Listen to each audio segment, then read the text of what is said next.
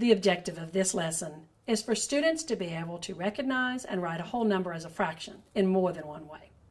Prior to this lesson, students have been able to identify and name simple fractions.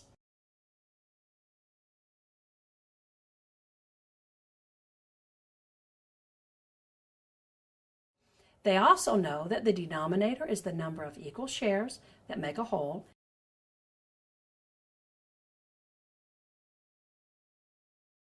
and that the numerator is the number of shares that they have or that are being counted.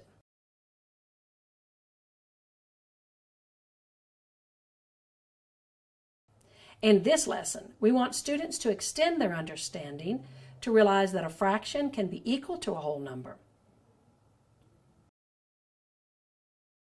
First, have your child name fractions as a review.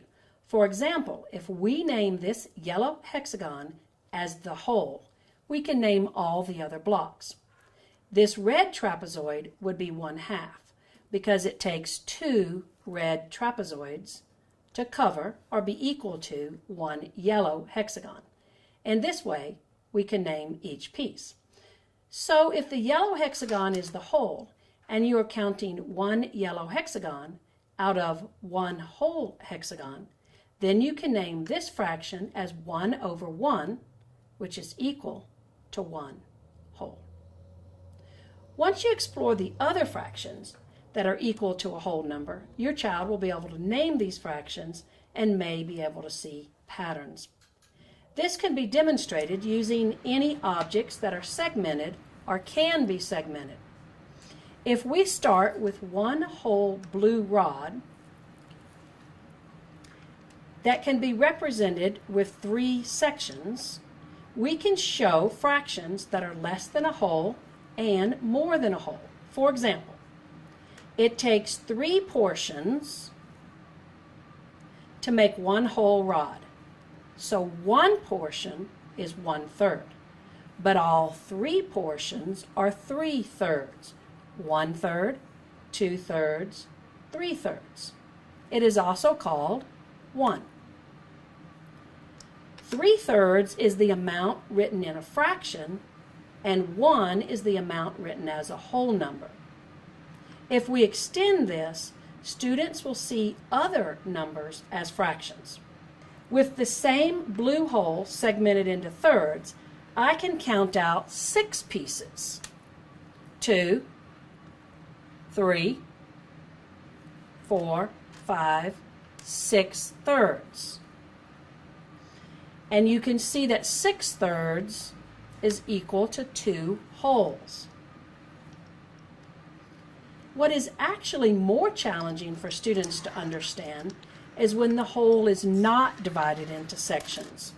If this blue circle is a whole, you have 1 circle. This can be written as 1 in a whole number or 1/1 in a fraction. The denominator is the number of parts in the whole, just 1. And the numerator is the number of parts that you have or the number that you are counting. In other words, you need 1 to make a whole. And you have 1. You have just 1 whole thing, or just 1.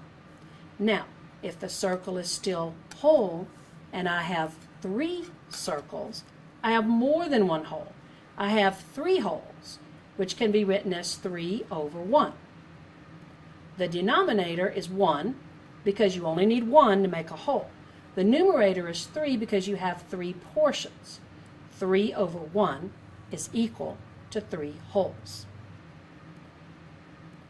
In conclusion, we want students to be able to recognize that whole numbers can be written as a whole number or as a fraction. You might point this out when using items that are divided into parts. Items like crackers, rulers, pizzas, and oranges are all examples of whole items that have parts. Try this with 3 Hershey's candy bars.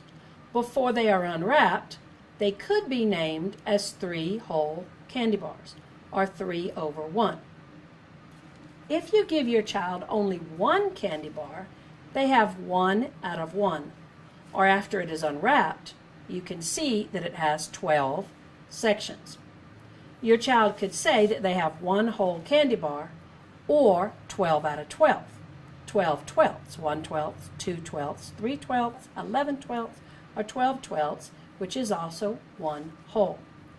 Then when all 3 candy bars are unwrapped, you can say that you have 3 whole candy bars or 36 twelfths because you have 12, 24, 36 portions all together.